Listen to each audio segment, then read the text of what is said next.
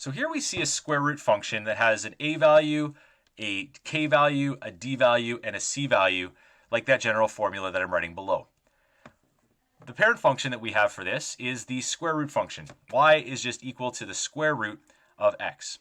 And so what we need to do is we need to now determine what the a, k, d, and c values are going to do. The a value is 3, which means it's going to be a vertical stretch by a factor of 3. We're going to multiply all the y values by 3. The k value is -2. That -2 is something we have to think about because it's the reciprocal of the magnitude of 2. So it's a horizontal, and we'll leave if it's a stretch of compression blank for now, but we know that it's by a factor of 1 over the k value, so 1 over 2. And so because I'm multiplying all the x values by a half, that means it's going to be a horizontal compression.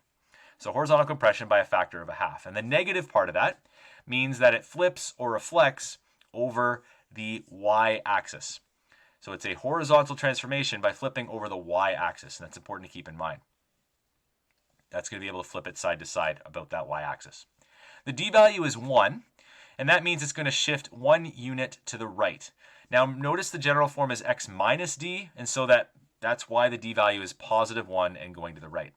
The c value is -4, which means it's going to shift 4 units down. And those are the transformations for that parent function. Let's now apply those to the graph. What we have on the right is we're going to start by graphing the parent function. The parent function has those key points. Whenever I put 1 in for the square root, I get 1. If I put 4 in for the square root, I get 2. When I put 9 in for the square root, I get 3. So that's how I generate those y values from those x values. And then what I do is I go and I apply the a value first. Now that vertical stretch by a factor of 3 means I'm going to multiply all the y values by 3. 0 times 3 is still 0, but 1 times 3 is 3. So that value, the second value there, is going to go up to 3. 2 times 3 is 6, so that's going to move up to 6. Notice we're keeping all the x values the same. And then 3 times 3 is 9. And so we draw our curve through those 4 points, and that's the line y equals 3 times the square root of x. Now we go ahead and apply the k value. Now it's a horizontal compression by a factor of a half, and it flips or reflects over the y-axis. So in essence, what we're doing is we're multiplying the x values by -1/2. But let's just see how that applies one piece at a time. So the horizontal compression by a factor of half says we're going to multiply the x values by a half and then flip it over the y-axis. So instead of being a half, it becomes -1/2. The next point was at an x value of 4. We multiply that by a half, it becomes 2, and then we flip that over the y-axis and it becomes -2. The final point is up at 9. We multiply that by a half, we get 4.5, and then we flip that over the y-axis and we get -4.5. And so the 0, the origin point, is still 0 because that times -1/2 is still 0. And so we can draw our curve between all 4 of those points, and that's the equation with both the a and the k value applied.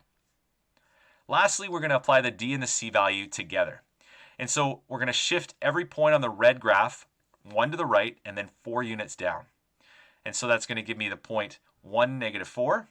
And then I'm going to shift the next point 1 over and 4 down. And that's going to give me the point 0.5 and -1. And then I'm going to do the same thing with the other points. We're going to end up with the point -1, 2. And then the next point, which is going to give us -3.5 and 5.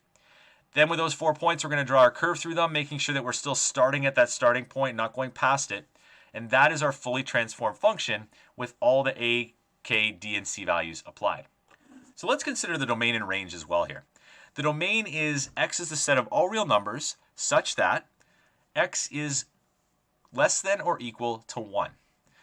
The range is that y is a set of all real numbers such that y is greater than or equal to -4. And what you'll notice here is that the shift 1 right and the shift 4 down affect what the x and y values are in the domain and range.